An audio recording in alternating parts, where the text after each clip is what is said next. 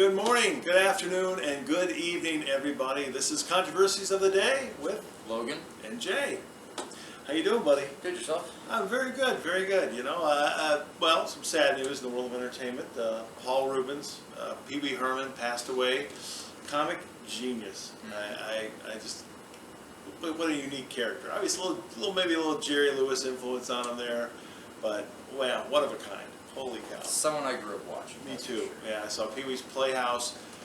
He did it originally, I think, he had this HBO special. It was like in 1981, right before you were born.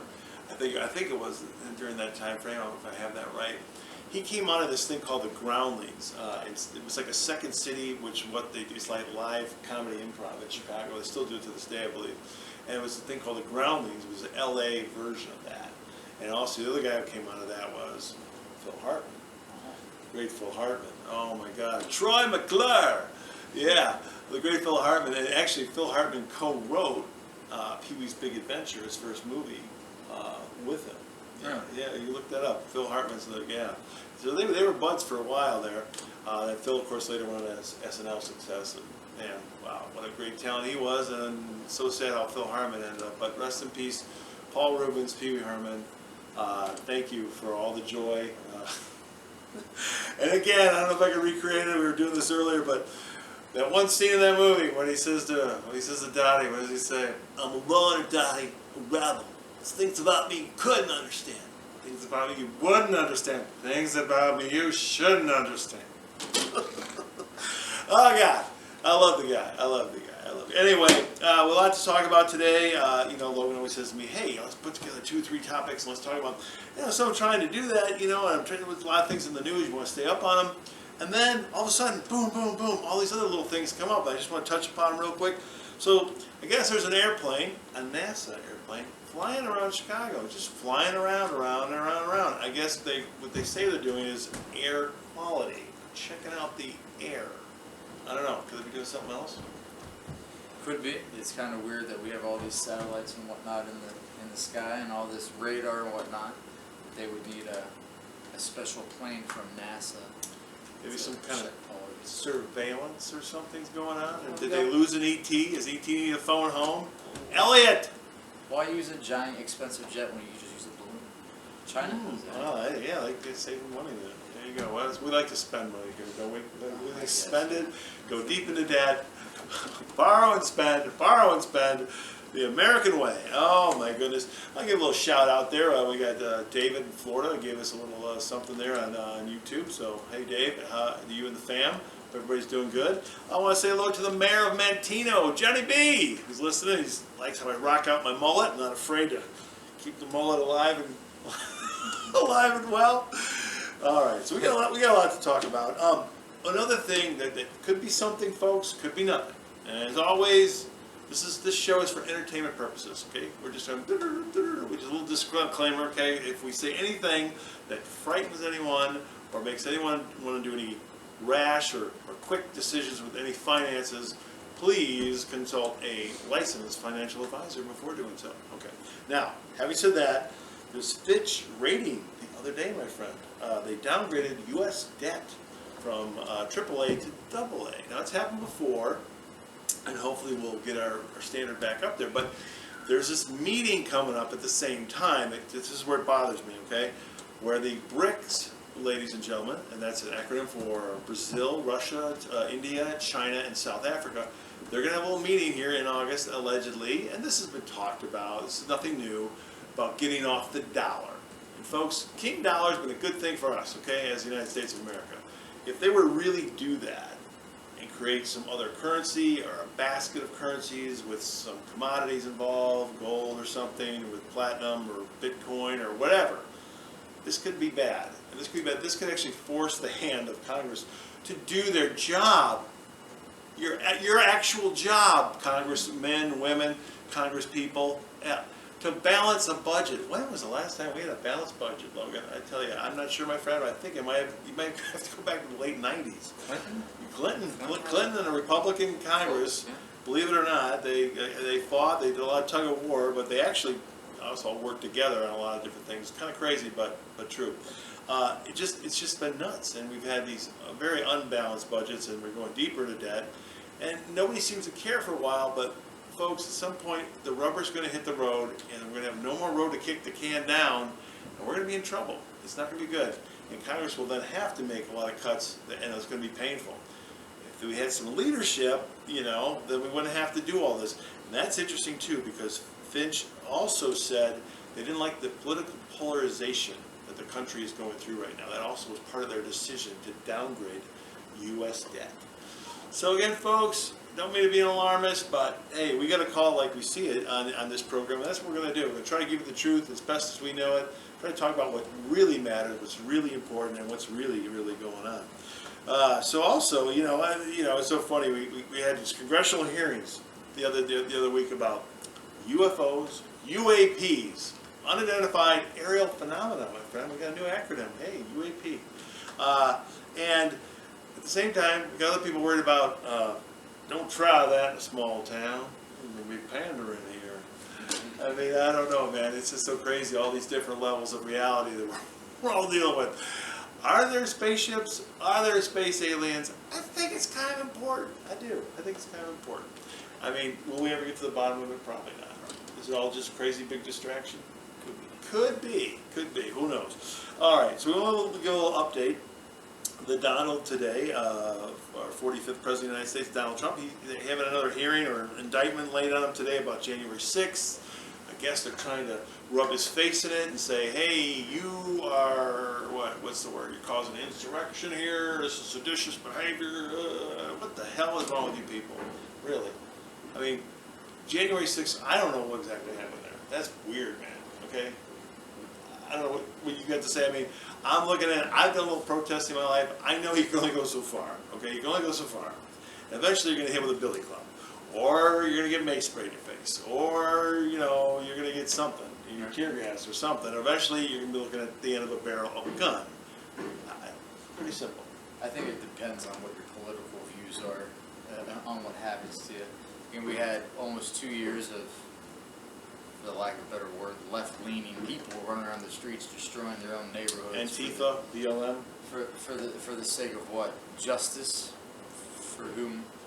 I mean, they picked the wrong martyr for that, but besides the point, you get January 6th, and you get a bunch of upset people that weren't happy with how the election turned out, and they raised their concern.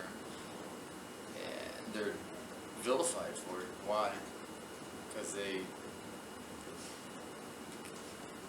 they're vilified because the media has complete control over every narrative possible, so they're able to sit there and deem these guys bad. But again, when you talk about the other side of the spectrum, where it was literally the other side burning on their own neighborhoods, asking for justice while they watch shit burn, I don't know. Crazy stuff, and I just want to say, wherever your politics are, don't you want people to obey the law? I mean, no matter what. It isn't lawlessness and chaos and anarchy like that. Isn't that bad either way, whatever the politics are behind it? You just gotta kind of wonder, man, if there were Asian provocateurs there January 6th, and people even wonder about Asian provocateurs in Minneapolis, in Portland, in Chicago, all over the country. People have lied. So nobody died that day. No, people did die. I know there was a store owner in Dallas. He got beat the hell out of by people, and he went into a coma, and a few days later he was dead. Don't lie. Don't do that. There's some lefty media people. Yes, Mr. Hartman, you know who you are. Plenty of people died during the riots. One person died during January 6th. One. They can bring out all these cops died, this person died. No, these are all after the fact. These are all like heart attacks, things that had nothing to do with any kind of altercations that happened on January 6th. One person was shot for climbing through a window unarmed. What's crazy about that is that they bring this guy on TV weeks after it happened, and he completely feels justified that he did the right thing. Everyone interviewed him felt like he did the right thing. A grown man was scared of a woman climbing through a window, so he had to shoot her. Not the other people barraging through other doorways or what have you. Just that woman. That takes a lot. But you have the Kyle Rittenhouse thing. Regardless of why that kid at the time was there, he would have been killed. So that's okay to let adults, criminals, mind you, criminals, to kill a kid just because you don't think the kid should be there. It's hard to wrap your head around this weird hypocrisy that happens. Yeah, it's very, very bizarre. You know, I just want to be clear. I'm against all violence and this lawlessness that went on January 6th, the stuff that went on all through 2020, from Portland to Minneapolis to Chicago to Kenosha, Wisconsin, Baltimore, Dallas, all over the country. It's just horrible, folks. And I hope we never see anything like it again. And again, if we do, I hope people are prosecuted by the fullest extent of the law. If you're going to break the law, well, there you go. You're taking your chances. I don't know. It was just horrible, and I hope to goodness we don't see that again. But there's a topic I didn't mention this earlier, but a topic we're going to keep coming back to here, folks, and it's a real one. It's a scary one. I didn't make it up. Talked to a guy named Neil Howe and William Strauss. William Strauss is not with us anymore. Neil is, and he's making different internet YouTube interviews. You could find Neil Howe if you want to. They wrote a book called The Fourth Turning, and basically it's these 80-year-ish cycles in America, the Revolutionary War, the Civil War, World War II, and then you take that up about 80 years, and we're about right there right now,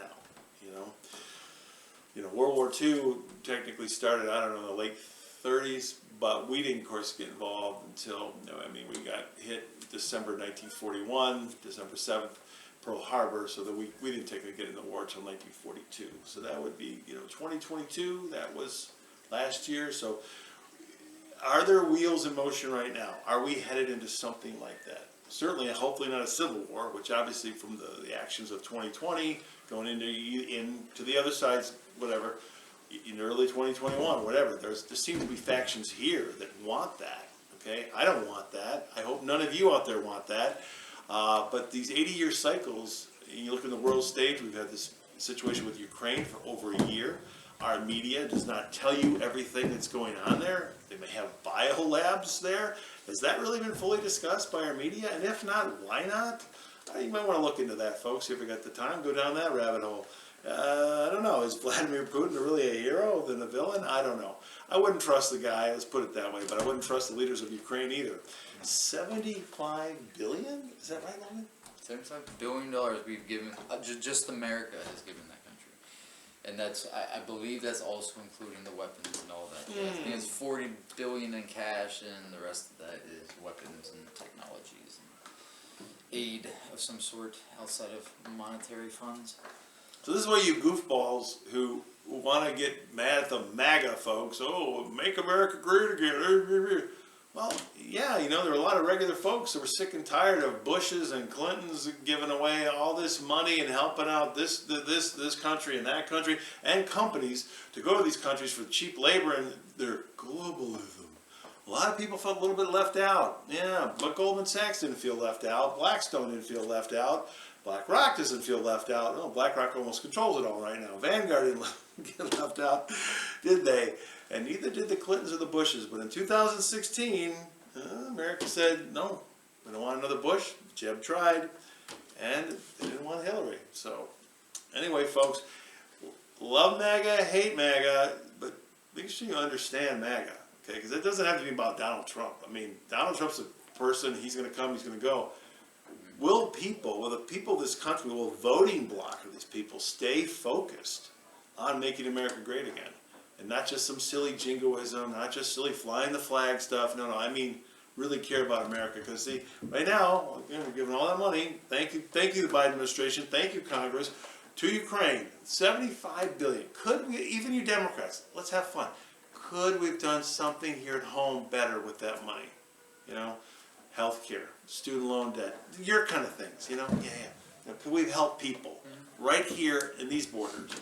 But then you're an isolationist. Oh, God. Oh, it comes down to what did they gain, or rather, what did we gain from giving money to Ukraine? Had to have gained something. Well, some of our military companies, perhaps, the money all just goes in a big vicious circle there. Our tax dollars. Well, what do we hear today? Chase and another BlackRock. BlackRock, yeah. Are investing $400 billion into was it 400 billion or million? I'm not sure. It's a actually. large number, but they're investing money into rebuilding the Ukraine. Oh wow! So we just Oh, give yeah. them billions. Let's give them a few more millions, Ah. I guess. Crazy, man. Just crazy, just crazy. And then that brings us to Hunter. I guess he's still doing okay. They're trying to squeeze Devin Archer. I hope they get something out of him. I think he's a convicted felon now, I think. Is that right? He hit fraud back in the 2000s, late 90s, early 2000s. He was convicted of fraud. I don't know the details of it, but he has had at least one interview with Tucker Carlson since the beginning of the week. So there is something to be said there. He's still breathing, which I think last time we talked about Biden, the Hunter's going to fail. He's going to fail, even if they give him a slap on the wrist. We're not going to see that guy again. He's gonna disappear. I mean, not like disappear, like he's probably, if he knows what's good with him and his family can get this betrayed to him, get the hell out of Dodge. Just stop. So now, during our last program, I was kidding with you. You know, I said, you know, so I mean, at some point, I'm like, do I start to admire Hunter? Is he an American badass? And you're like, no. So you don't see him as like an alpha. You don't see him alpha dog. I think he's a beta. He's a junkie. He's a beta. He's been given everything. For an alpha to actually be an alpha, I believe that you need to show some kind of worth. He has no worth. He hasn't done anything productive. He hasn't done anything good for his family, for himself. He's been given jobs just for the sake of appearances. No, I think he's a beta. He's useless. He's just that spoiled rich kid. Perhaps the ultimate poster boy for white privilege, if there is such a thing. Sure, we can go down that road. Or yeah. the ultimate toxic male. Again, you people on the modern day left, you guys have you lost me so much. And I got to tell you, you know, I'm not totally in love with the Republican Party or Republican side at all. And what's funny for me is I'm an independent. Call me whatever you want, but that's what I would call myself. And I know we do a lot of name calling here and a lot of labeling, and it's not always right. But you know, I'd probably say I'm an independent voter, and I don't know why anybody else wouldn't be that, you know, either out there. But there was a time, believe it or not, folks. Okay, the George W. Bush regime, 2 terms, 8 years there. I mean, I didn't have much at all in common with any Republican during that time. I agree with them on a couple issues, maybe on the Second Amendment, maybe the pro-life side of abortion, maybe, I don't know. But man, I voted very, very lefty during that time, I gotta tell you. But where the left is going off the rails here, I don't know I mean, I know it's been building for 30 years, because it goes back to the college campuses.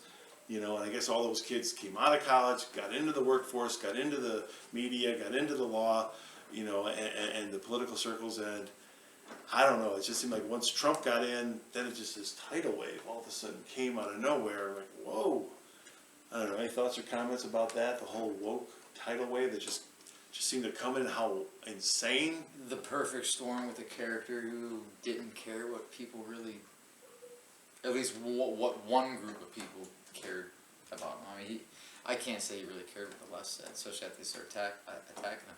But again, you say after that, you know, this tidal wave, it's funny because before all this, before he ran for president, you know, again, Google this stuff. The Oprah praising him, asking if he's going to run for president. Yeah. You know, all these left-leaning people that are now left-leaning today, we're all loved him. I think he got awards from the NAACP.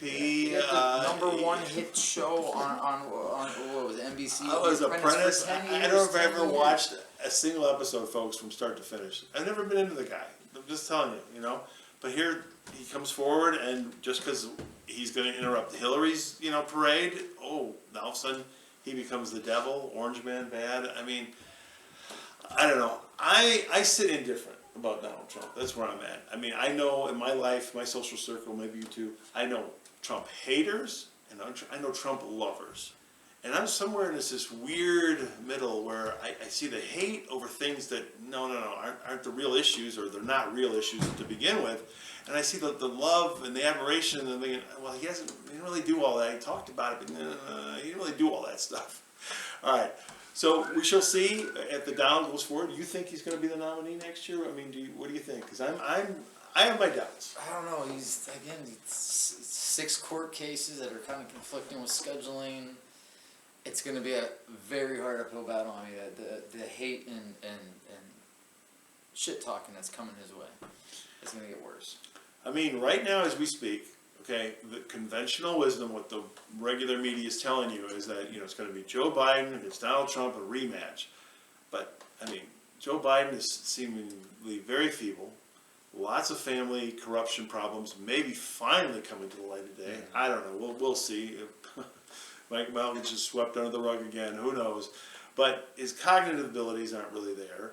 He's got a mess on the foreign world stage. He's got a mess financially with interest rates keep going up. Jerome Powell, who he appointed, who Donald Trump appointed originally, ladies and gentlemen. Originally. Again, we have elections. We want change. Well, we didn't get a change at the Fed. It was just still Jerome Powell, who I think is a lawyer by training. Economics, financial matters, money. You bring a lawyer in. Okay, great. You gotta know what laws you can break without going to jail.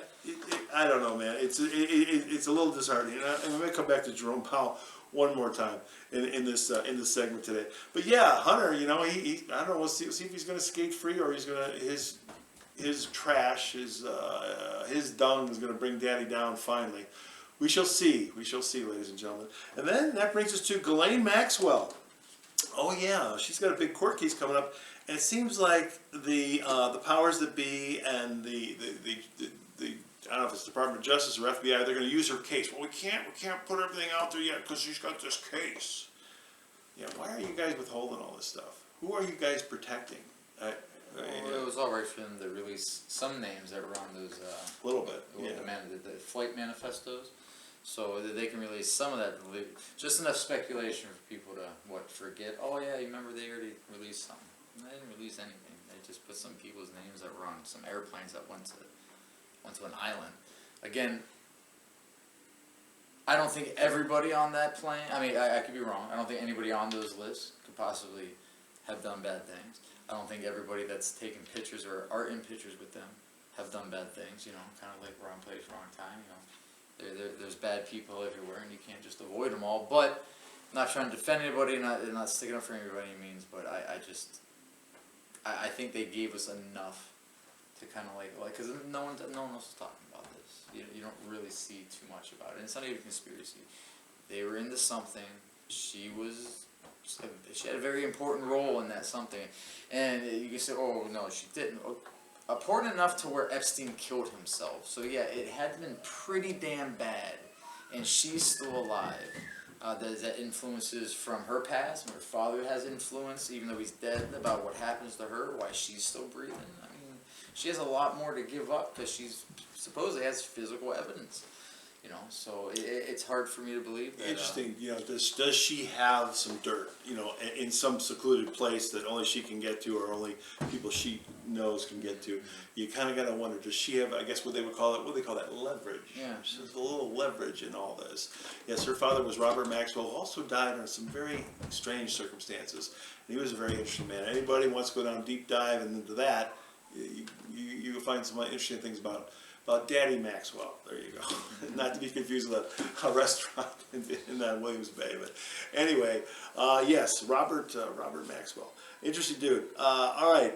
So hopefully more will come out, and we're not going to let it go. We're not going to let it go here, and I hope others don't let it go as well, because it just shows so much how the corruption at the top of both. Once you get closer, the two parties start to. It's not really two parties anymore. They start to blend into one. It's crazy, folks. You need to look at that. You need to remember that. Even the Trumpster, okay, even Donald Trump. I mean, he gave money to Hillary years ago. He gave money to people like Charlie Schumer. It's a fact.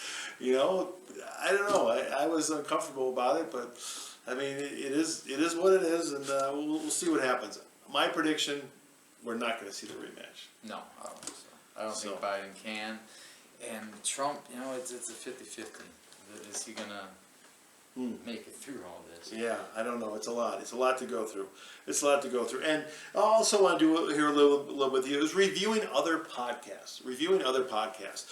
There's some really interesting ones. We mentioned Patrick Bet-David. I think he's doing a really good job. He's giving maybe Joe Rogan a little bit of run for his money. Joe Rogan, of course, the super stud of the podcast world. He has excellent guests. It makes you really think, and I really appreciate what he's done. He's doing a really fine job. I didn't even like him at first, but he kind of grew on me at first with these guests that he has. They're awesome guests, and he has good conversations, and they're talking more truth than your average network media these days. They really are, and it's great. So you know more about Andrew Tate than I do. And Andrew Tate recently had an appearance on Patrick Bet-David's Value Attainment show, and I thought he did great about talking about the school shooter situation and family and name pride in your family, that you wouldn't want to go do something bad, and how we've lost a lot of that in our culture. Tell people a little bit about Andy Tate. Kickboxing champion. Yeah, right? he's multiple championships in kickboxing. I believe he was a world chess champion. That's really cool. That's cool. Was also a chess champion or something of the sort. He's a smart guy. He has great charisma. Men love him, young men especially. I mean, he's preaching something that, especially in this country where men have just been emasculated. Yeah, you took the word out of my mouth there, buddy. I mean, you can't. It's toxic to be manly. It's toxic to want to protect your family or to do anything what men used to be doing. Chivalry's dead. Who killed it? The feminists probably killed it. To be quite honest, I mean, it's.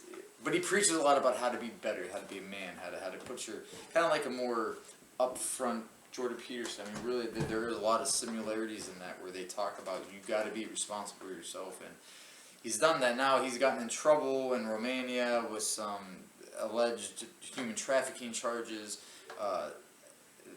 That's all still has to be sorted out. I know he still has to go to court for that. But he was released, and he's been, I think he's on house arrest rather. But he's had a number of interviews with Pat. He's had one with Tucker, and he's recently had one with Candace Owens. Pierce Morgan too, you said? Pierce Morgan a while back. Yeah, he was gotta on check that show out before. Love him or hate him, he says a lot of truth. I think maybe he's probably more famous because he's a clickbait guy. You know, he says those outrageous, crazy things now. But I don't know how long further back, but he used to do more of a normal podcast, and he'd have women on these podcasts, and there's another guy who does it too. But he'd sit there and kind of looking at the women, you knew what kind of women they were. You knew they were, like better word, kind of slutty. You know, they were just about sleeping around, all about the money. They had no actual value to themselves other than that men wanted to sleep with them. And he'd have these women on, and he'd push those same questions. And I think it's where a lot of this hate comes. I don't know where the term cis male is. Is that supposed to be like a beta male or some little? I'll have to look that up. Something. I don't know. There's some term to get hip with these kids today. Where women will say, "Oh, it's a group of men that take their aggression or anger out on women because it's women who don't want them." Yeah, I can't remember the term. He fights a lot against that, but a lot of people also like to throw that these are the men that are following him, and they're a bunch of angry, potentially bad people that are following a potentially bad person. I don't know. It's definitely something you sit there and you watch what he has to say, and he either speaks to you or he doesn't. Well, I was recently impressed. So maybe he's spending time in a Romanian jail, killing bugs, doing push-ups. I don't know. Maybe he's found some enlightenment. I think he may have found Islam too. He's alluding to that a little bit. Did Islam for a while. He's oh, has he? Okay.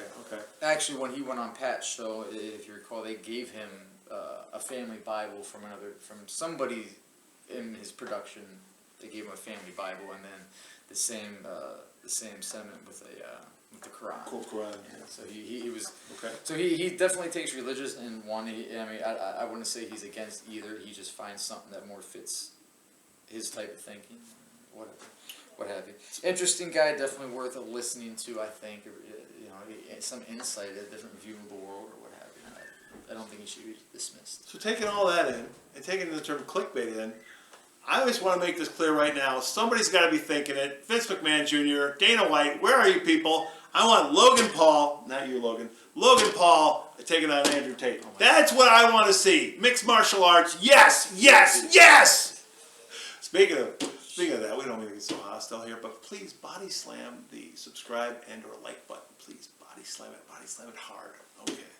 You know Logan Paul's all over the WWE now. I know. But that would be, I mean, that could be, Oh, no, that would be big money, wouldn't it? Yeah, no, that'd be fine. I mean, especially if it was allegedly a real, like a, UFC thing, okay? Wasn't aware if you knew that he was doing that. Just Yeah, I know, the little bastard. I don't Yeah, like he's that doing guy. really good. He's doing really good. he's athletic. He's I entertaining when it know. comes to that stuff. Everything else, Yeah, that's what I'm saying. I don't Talking know. about clickbait. There you go. Yeah. There you go. The king. Maybe the king of clickbait.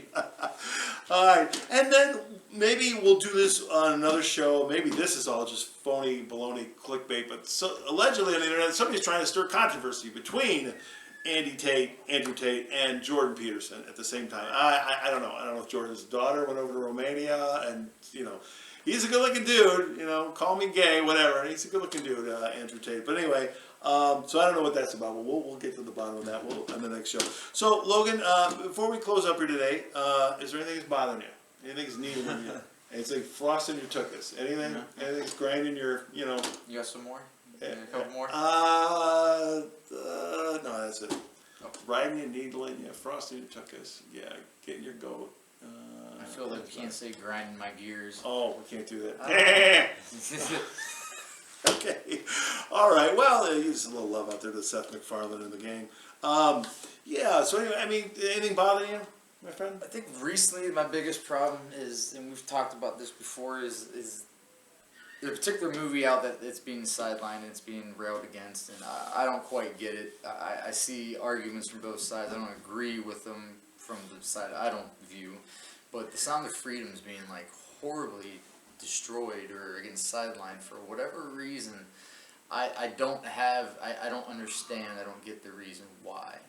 I think it's, and I haven't seen the movie myself, so maybe I don't have too much to stand on to speak about it, but if it's supposed to be a movie that's portraying what it's like, or the story of what's happening to children being trafficked, regardless if it's sex trafficking or just regular human type trafficking, regardless, it's a very evil thing. Like, essentially, if you want to talk about good and evil, that is evil. It's horrible. And for major media outlets, mainstream media, and Hollywood, again, talking a lot of shit about this movie for no reason. I don't know why this is that one thing that we don't all stand behind. You think we'd all want our children to be safe? Political, yeah. Yeah, politics has nothing to do. Leave with the kids this. alone. It shouldn't be that. Save the kids for sure. I have 5 kids. If I had anything happen to one disappeared, I burn down the town. I mean, no joke, house to house, burning down, kicking. It scares me to think what I would be capable of if something happened to one of my kids. Like, it would scare it scares the hell out of me. It really does. You could think some of the most evil type of things that you do to somebody else, I would do that without regret just to get my child back. I think most people would. Yeah, and it baffles me that people would have so much hate towards a movie because it's trying to show you something that is very serious and should be dear to at least every parent, dear to their heart, but you don't want that to happen to your kids. It should be it. What did you say? The FBI stat is 1 million. Is that really true? 1 million children 1 million in America? In America go missing every year. Oh my God, that's hard to. No, that's not all saying they're just getting snatched up by some kind of right, somewhere pedophile or something. But parents, yeah, in a conflicting situation, maybe perhaps. But 1 million kids go kidnapped every year in this country. Terrible. So it's heartbreaking to see that a group of, as a country, as a society, we can't agree on one thing yet. Don't do that with kids. No, we got to have political controversy around that. Why? It doesn't make sense to me. Not one bit. Well, I wish we could end on a more of a brighter note, but thank you all for joining us. Again, this is Controversies of the Day with Logan and Jay. Take care, everyone.